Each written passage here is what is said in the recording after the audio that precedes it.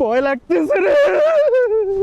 আমার পায়ের নিচে দেখতে পাচ্ছেন বিশাল বড় একটা পাহাড়, এই যে দেখেন সাদা পাহাড়, এবং আমি একটা গ্লাস ব্রিজের উপর থেকে নিচের ভিউটা এনজয় করতেছি।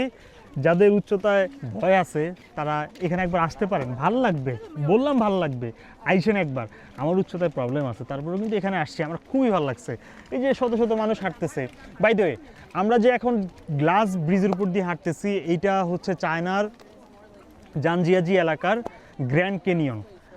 নিচে হচ্ছে বিশাল বড় একটা গিরিখাত, এই দিকের পাহাড়ের সাথে এই দিকের পাহাড়ের কানেকশন তৈরি করছে এই ব্রিজটা। একসাথে এই ব্রিজে 800 মানুষ চলাচল করতে পারে। এবং আমরা এখন যদি দেখি যে নিচে হচ্ছে বিশাল একটা নদী, এদিকে বন, আর এই দিকে হচ্ছে সাদা পাহাড়।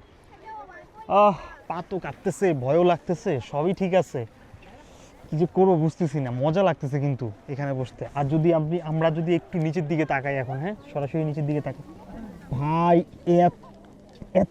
এক্সট্রিম ভিউ, এটা এক্সট্রিম, মানে কি বলবো, এক্সট্রিম ভিউ এনজয় করতে হলে আপনাকে আসতে হবে এইখানে।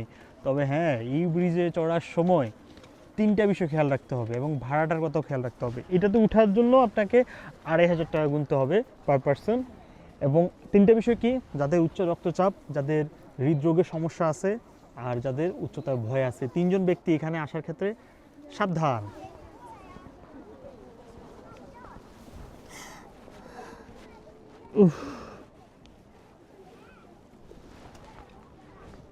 ভয় লাগতেছে রে।